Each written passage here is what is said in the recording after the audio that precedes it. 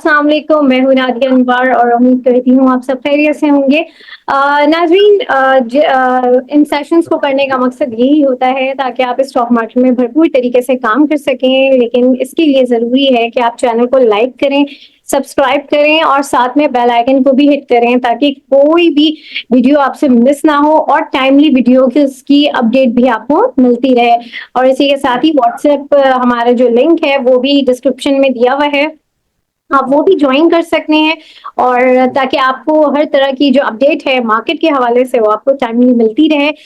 नाज़रीन, आज हमारे साथ जो है जो सेशन में मौजूद हैं, जी हाँ, मोहम्मद सईद साहब मौजूद हैं, स्पेक्ट्रम सिक्योरिटीज के हेड ऑफ ऑपरेशंस हैं और उनके साथ हमने ये जो सिलसिला स्टार्ट किया है कि किस तरीके से जो लोग नए हैं और जो लोग ऑलरेडी मौजूद हैं स्टॉक मार्केट में वो सबसे पहले वो क्या करें, किस तरीके से जो लोग आना चाहते हैं क्या कर सकते हैं। तो 2 एपिसोड्स हमारी इस पे हो चुकी है, जिसमें हमने पहली एपिसोड में हमने अकाउंट ओपनिंग के हवाले से बात की थी और इसके साथ ही साथ फिर हमने जो हमने हमारा लास्ट एपिसोड था उसमें हमने टैक्सेस के हवाले से बात की थी और आज जो है हम बात करेंगे मार्केट टर्मिनोलॉजी के हवाले से और जो है वो हम जानेंगे सईद साहब से। तो सबसे पहले उन्हें वेलकम करते हैं। अस्सलाम वालेकुम सर। वालेकुम सलाम।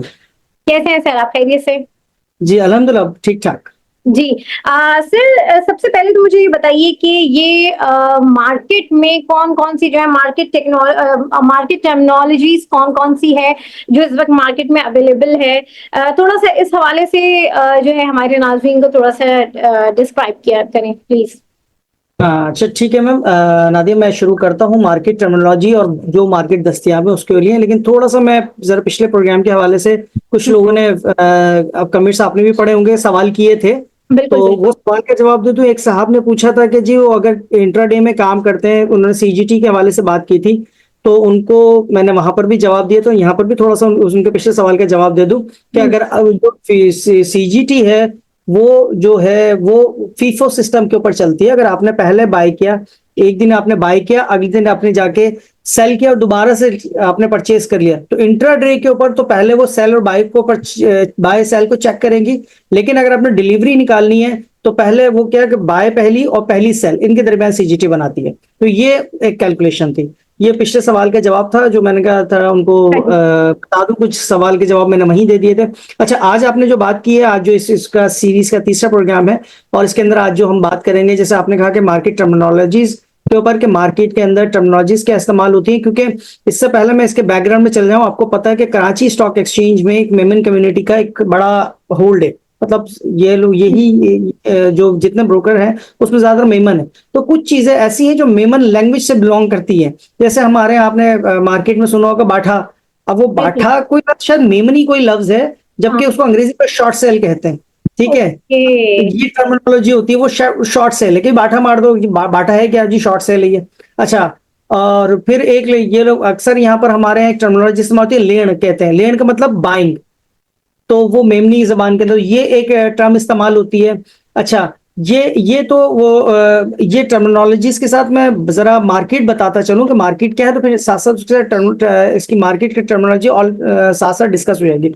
हमारे पास जो मार्केट है नादिया, वो रेगुलर मार्केट है, हमारा मेन बोर्ड होता है। रेगुलर मार्केट के अंदर भी हमारे पास दो है, एक जेम है, ठीक है, और एक जेम बोर्ड है, जिसके अंदर भी आई थिंक शायद 3 शायद आइटम लिस्टेड हुई है, 3 से 4।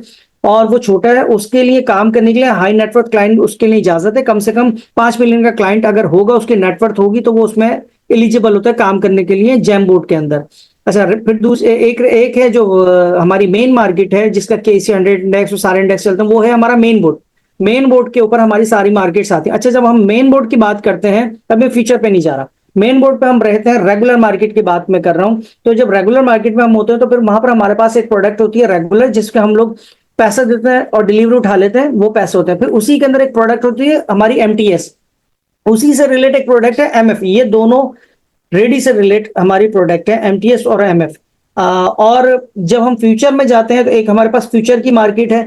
फ्यूचर की मार्केट के अंदर जो कॉन्ट्रैक्ट है, वो 3 महीने पहले कॉन्ट्रैक्ट खुल जाता है और फिर उसमें आप फ्यूचर के अंदर काम कर सकते हैं। वो रेडी मार्केट से ऊपर चल रहा होता है, और जैसे जैसे उसके क्लोजिंग का पीरियड करीब आता है, वो रेडी मार्केट और फ्यूचर का जो डिफरेंस है वो कम होता चला जाता है। हत्ता कि आखिरी दिन जो एक फ्यूचर के जो खुलने का भी, फ्यूचर कब खुलता है और कब बंद होता है क्लोज, वो भी मैं आपको बता दूंगा। तो उस दिन वो रेडी और फ्यूचर इक्वल हो जाते हैं, ठीक है। तो ये एक फ्यूचर की मार्केट है। अब फ्यूचर की मार्केट का कॉन्ट्रैक्ट खुलने से पहले मैं आपको रेडी मार्केट की लिवरेज के हवाले से बता दूं। हाँ, लेवरेज के ये क्या होती है, कौन सी मार्केट है, ये क्या है? जी, लेवरेज के हवाले से मैं आपको बता दूं। अच्छा, फ्यूचर की एक कैश सीएसएफ मार्केट भी होती है। जो फ्यूचर मार्केट है वो हमारे यहाँ डिलीवरेबल फ्यूचर कॉन्ट्रैक्ट, क्योंकि अगर आप इसमें से कोई चीज बेचते हैं या खरीदते हैं, तो अगर आप उसको स्क्वायर नहीं करते पोजीशन, अगर आपने ली भी है पोजीशन, परचेज की हुई है, तो in term of term land जिसे मैं कह रहा हूं, अगर वो है आपके पास बाइंग है, तो अगर आप उसको सेल नहीं करते तो आखिरी दिन उसकी वो डिलीवरी कॉल हो जाती है आपकी। अच्छा, आपने परचेज की भी है तो स्टॉक मार्केट आपसे डिलीवरी ले रही थी, इसलिए वो डिलीवरेबल फीचर कॉन्ट्रैक्ट कहलाता है। आखिर में आपको डिलीवरी देनी होती है, लेनी होती है। एक इसी तरह की मार्केट थी जो सीएसएफ, कैश सेटल फीचर कहलाता था कॉन्ट्रैक्ट। और वो मार्केट के ऊपर कोई सौदा हमारा हमने डिलीवरी नहीं देनी होती, बल्कि आप जब बाइंग और सेल करते हैं, वो मार्केट अब खत्म हो चुकी है, वो चलती रही थी, शायद दोबारा सीएसएफ आ जाए, लेकिन उस मार्केट में काम नहीं होता। लेकिन चूंकि वो मार्केट है तो मैं उसको डिस्कस कर रहा हूं। अच्छा, एक कैश सेटल, तो उसके अंदर ये होता है कि आपने जो खरीदा और आखिरी दिन रेडी की जो क्लोजिंग होती है उसके साथ उसका सौदा एक्सपायर हो जाता है, प्रॉफिट एंड लॉस आपके अकाउंट के अंदर आ जाता है। उसमें काम होता नहीं है मार्केट के अंदर, कोई इंटरेस्ट नहीं है। अच्छा, अब रही रेडी की मार्केट की बात। जब हम रेडी की बात कर रहे थे, रेडी के अंदर एक लिवरेज प्रोडक्ट की बात हो रही थी। लिवरेज प्रोडक्ट का मतलब यह है कि अगर आपके पास पैसे नहीं हैं और आप चाहते हैं कि मैं बगैर पैसे के काम करूं, तो उसके तरीके होते हैं। एक तो फ्यूचर लिवरेज प्रोडक्ट है पूरी। लेकिन अगर रेडी में भी अगर आप आना चाहते हैं, तो रेडी के अंदर दो लिवरेज प्रोडक्ट है हमारे पास पाकिस्तान स्टॉक मार्केट के अंदर। पाकिस्तान स्टॉक में एक पहली लिवरेज प्रोडक्ट है एमटीएस, मार्जिन ट्रेडिंग सिस्टम होता है इसके अंदर। दूसरी है MFS, margin financing system. Margin trading system के अंदर एफपीआर एक होता है, financee portfolio ratio, financer portfolio ratio, FPR.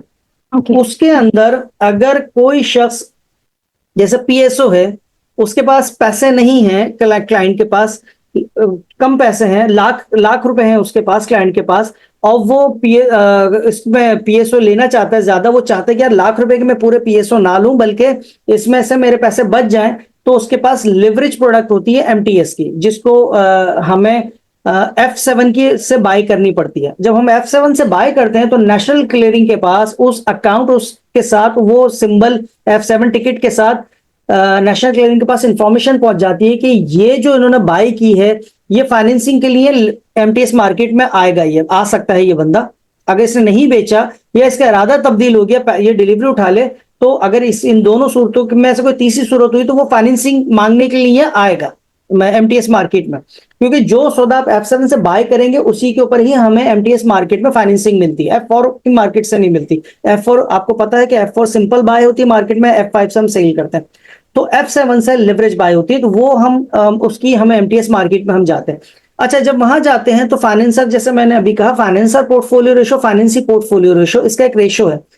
तो जो शख्स F7 से बाय करेगा, अगर उसने लाख रुपए की बाइंग की है, तो 15,000 रुपए वो पार्टिसिपेट करेगा। क्योंकि देखें, अगर आपने बेचा, मैंने खरीदा है, ठीक है, आप तो लाख पूरे मांगती है ना कि मुझे तो लाख रुपए की मैंने प्रोडक्ट बेची है। अच्छा, मैंने क्योंकि लिवरेज में खरीदी है लाख रुपए की प्रोडक्ट, लेकिन मुझे जाहिर सी बात है मुझे लिवरेज भी चाहिए, तो आपको जो सामने जो सेलर है उसको लाख रुपए किस तरह देंगे? वो इस तरह देते हैं, देंगे कि 15% मैं दूंगा, जो बायर है वो 15% फाइनेंसर पोर्टफोलियो रेशो देगा, और जो 85% है वो फाइनेंसर्स मार्केट फाइनेंसिंग, जो एमटीएस की मार्केट है वहां से फाइनेंसर देगा हमारे बिहाफ के ऊपर, वो 85% देगा, और ये दोनों मिला के 100% होकर एक सेलर को अदा कर दिए जाते हैं।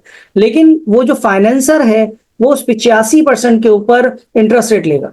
वो जब मार्केट बंद होती है, तो मार्केट के दौरान भी वो चल रहा होता है पूरा, क्लोजिंग के ऊपर जो आप बाइंग करते हैं उसके साथ फिर क्लोजिंग के साथ शाम में एडजस्ट हो जाती है उसका रेशो, जो फाइनेंसर पोर्टफोलियो रेशियो। ठीक है, आप ये समझ लें कि अगर आपने आखिर के वक्त खरीदी और एक चीज आपने 100 रुपए में खरीदी थी, तो 100 रुपए के ऊपर 15 रुपए जाहिर से बात है आपने अदा करने, 85 रुपए वो फाइनेंसर ने देना। अब जो फाइनेंसर है वो 85 रुपए पे आपसे इंटरेस्ट लेगा, वहां पर वो 85 रुपए के हिसाब से, और जो क्लोजिंग आई है उसकी पूरी कैलकुलेशन बना के, और वो आपसे इंटरेस्ट लेना शुरू कर देगा 20%। आजकल फाइनेंसर जो है 20 से 21% के ऊपर हमें फाइनेंसिंग वहां से मिल जाती है। तो वहां पर इंस्टीट्यूशंस भी हैं, ब्रोकरेज हाउस भी हैं, जो आपको वहां फाइनेंसिंग दे रहे होते हैं। ये एक लेवरेज प्रोडक्ट है। अब हुआ कि आपको फायदा आपके अकाउंट से लाख रुपए के बजाय 15,000 रुपए गए, आपके पास 75,000 85,000 रुपए फिर बचे काम करने के लिए। तो लिवरेज मार्केट का मतलब ये होता है कि आपके पास पैसे नहीं होते लेकिन आप फिर भी काम करना चाहते हैं, तो आप इंटरेस्ट के ऊपर मार्केट से पैसा उठा लेते हैं। ये एमटीएस की मार्केट होगी। एक होती है एमएफएस, मार्जिन फाइनेंसिंग, वो इन हाउस होती है। वो एमटीएस मार्केट में तो हम बाहर इंस्टीट्यूशंस जो रजिस्टर्ड इंस्टीट्यूशन सिर्फ वही हमें फाइनेंसिंग दे रहे होते हैं, नेशनल क्लियरिंग के जरिए उनका एक प्लेटफॉर्म होता है वहां, उसके जरिए। मार्जिन फाइनेंसिंग सिस्टम वो इन हाउस होती है। कोई ब्रोकरेज हाउस अपने क्लाइंट को अपने ही हाउस के अंदर और उसके ऊपर जितने परसेंट फाइनेंसिंग के ऊपर एग्रीमेंट होता है वो उसके साथ फाइनेंसिंग करना चाहे तो वो उसको फाइनेंसिंग करते हैं, वो इन हाउस बदला कहलाता है मार्केट के अंदर। ठीक है, वो वो होती है मार्जिन फाइनेंसिंग। ये दो प्रोडक्ट आपकी लिवरेज में यहां दस्तयाब हो गई है रेडी मार्केट में। अब हम जाते हैं लिवरेज की मार्केट फ्यूचर के ऊपर। फ्यूचर की मार्केट में जब आप खरीदते हैं कोई भी चीज, आप चाहे 5 लाख का माल खरीदें तो 5 लाख का जो आपने माल खरीदा है, जब मार्केट बंद होगी शाम में तो सिर्फ और सिर्फ आपको आपकी बाइंग से अगर नीचे रेट बंद हुआ है तो लॉस आपको मार्केट नेशनल क्लियरिंग को देना है, और अगर आपके रेट से ऊपर बंद हुआ है तो आप प्रॉफिट आपको नेशनल क्लियरिंग वापस कर देगा, आपको प्रॉफिट दे देगा नेशनल क्लियरिंग। और अगले दिन आपका जो सौदा है, मतलब अगर आपने एक चीज 100 रुपए में खरीदी और 105 रुपए बंद हो गई तो नेशनल क्लियरिंग आपको 5 रुपए का प्रॉफिट दे देगा। ठीक है, लेकिन आपकी जो बाइंग की वैल्यू है उस वैल्यू को 105 रुपए पे ले जाके खड़ा कर देगा, क्योंकि वो 5 रुपए तो प्रॉफिट ले चुके हैं। अब अगले दिन वो 5 रुपए से फिर कैलकुलेट होना शुरू होगा और उस दौरान अगर वो 103 रुपए बंद होता है तो नेशनल क्लियरिंग कहेगा यार 2 रुपए आप मुझे वापस कर दें जो आपके नुकसान हुआ आज के दिन। तो ये इसी तरह पूरी फ्यूचर की मार्केट डे चलती रहती है और आखिरी दिन जाके वो सेटल होती है, जो हम पहले तस्करा कर चुके हैं डिलीवरी के ऊपर जाकर। ये एक हमारी लिवरेज प्रोडक्ट फ्यूचर के अंदर मौजूद है। अच्छा, फ्यूचर के अंदर सिर्फ बाइंग बहुत भी नहीं है, ऐसा नहीं कि आप सिर्फ बाय करके काम कर सकते हैं। फ्यूचर में एक अच्छी चीज है शॉर्ट सेल। शॉर्ट सेल का मतलब यह है कि आपके पास कोई भी शेयर्स मौजूद नहीं है और आप उसको बेच सकते हैं। सवाल बनता है कि यार जब मेरे पास शेयर्स मौजूद नहीं है तो मैं उसको बेच दूं तो मुझे क्या फायदा हो रहा है। हाँ, तो ये एक जाहिर सी बात है, आपके दिमाग में भी ये सवाल आ रहा है जिस तरह के आप सोच कि यार ये तो कोई बात नहीं हुई ना कि मेरे पास शेयर्स नहीं है, बेच के पैसा कमाऊं। देखिए, हमेशा इस फ्यूचर मार्केट के अंदर रेडी के अंदर भी शॉर्ट सेल अलाउड है, लेकिन बहुत ज्यादा कंप्लाइंसेस के साथ है, बहुत ज्यादा कंप्लाइंसेस के साथ है। रेगुलेशन में कहीं मना नहीं है लेकिन उसकी कंप्लाइंसेस है, वो मैं यहाँ डिस्कस अभी नहीं कर रहा। लेकिन फ्यूचर के अंदर जो शॉर्ट सेल है वो आप F8 से आप शेयर्स बेचते हैं और वो नेशनल क्लियरिंग के पास रजिस्टर्ड होता है कि यार इसने F8 से बेचा है, इस UIN ने आपके शनाख्ती कार्ड नंबर के अगेंस्ट इसके पास कोई शेयर्स पड़े हुए नहीं थे। अब वजह है कि क्यों, मिसाल के तौर पर आप दो कंडीशन है, आपने एक शेयर्स खरीदे 100 रुपए के ऊपर, 100 रुपए में बार बार इसलिए मिसाल देता हूँ कि जरा समझने में आसानी होती है। 100 रुपए पे आपने शेयर्स खरीदे, आपको एकदम से एक बुरी खबर आ गई उस कंपनी के अंदर, खुदा न खास्ता उस कंपनी में आग लग गई। ठीक है, अगले दिन आप आते हैं तो वो 95 96 होता है, तो क्या आपने जो खरीदे थे तो आप सिर्फ क्या उसको नुकसान करके निकलेंगे? आप अपना नुकसान कैसे कवर करेंगे? क्योंकि दोबारा बाइंग अपॉर्चुनिटी तो उसमें नहीं मिल रही ना हमें, इसलिए कि जाहिर सी बात वो रेट नीचे जा रहे हैं, कंपनी के अंदर खुदा न खास्ता आग लग गई, कोई ऐसी चीज हो गई है जो उसकी बाइंग, तो अब हम कैसे नुकसान कवर करें? तो शॉर्ट सेल की एक प्रोडक्ट ऐसी है कि आपने अपने शेयर भी बेचे और जो आप एक्स्ट्रा शेयर्स भी बेच दें, क्योंकि आपको डिलीवरी तो देनी नहीं है आज के दिन, सिर्फ डिफरेंस देना है।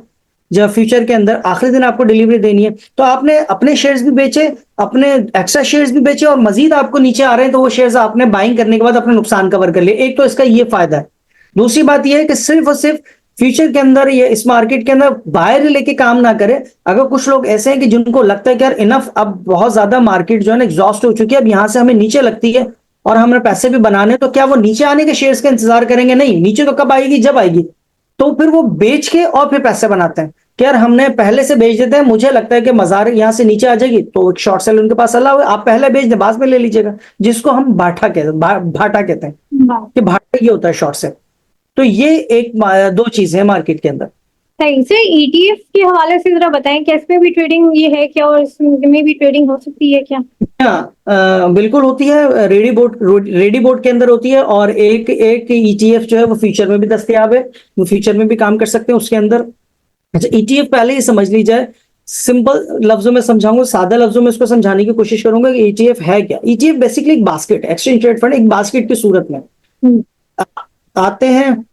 आपको एक न्यूज मिलती है, क्यों न्यूज आती है कोई चीज के यार सीमेंट और ऑयल के अंदर एक चीज रैली चल सकती है, आपके पास इतने पैसे नहीं है तो आप कैसे करेंगे काम? तो आप क्या करते हैं, अब ऐसा ETF चूज करते हैं जिसके अंदर ऑयल सेक्टर की कि कुछ कंपनीज होंगी, क्योंकि ईटीएफ के अंदर किसी एक ईटीएफ में 4 से 5 आइटम्स भी हैं, एक में 11 आइटम्स भी हैं। वो ईटीएफ क्या होता है, एक बास्केट बनाता है। अगर मैं इसकी आपको सादा से एक मिसाल दूं, पहले ये समझ लें, एक शेयर 1 रुपए का है और 10 उसके अंदर शेयर्स हैं, तो ईटीएफ बास्केट की नेव क्या हो गया, नेट एसेट वैल्यू, वो 10 रुपए बन गई। ठीक है, क्योंकि 1 रुपए का एक शेयर है, ये होता प्रोपोर्शन के हिसाब से उसकी परसेंटेज होती है, लेकिन मैं अभी उस गाड़ी कैलकुलेशन में नहीं जा रहा, सिंपल लफ्जों में समझा रहा हूं कि 1 रुपए का एक शेयर है और वो एक एक रुपए वाले शेयर, वो जो 10 शेयर है वो आप एक बास्केट में रख दें, तो उस बास्केट की वैल्यू क्या हो गई, 10 रुपए। ठीक है, वो उसकी नेव हो गई, नेट एसेट वैल्यू। अच्छा, अब उसके अंदर से एक शेयर की वैल्यू हो गई 2 रुपए, 1 रुपए से बढ़ के, बाकी सब अपनी जगह मौजूद है, लेकिन एक शेयर की प्राइस 1 रुपए से बढ़ के 2 रुपए मार्केट ने कर दी, तो अब आपकी बास्केट की वैल्यू क्या हो गई, 10 रुपए से बढ़ के 11 रुपए। ठीक है, आपकी नेट एसेट वैल्यू बढ़ गई।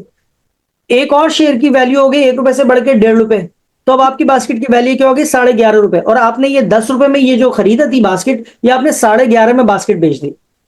तो होता यह है कि इसके अंदर 8 से 10 आइटम, कहीं 4 आइटम, कहीं 5 आइटम्स होती है, इस तरह होता है। KC30 की अपनी बास्केट्स है, KMI की बास्केट्स है, ये भी मौजूद है।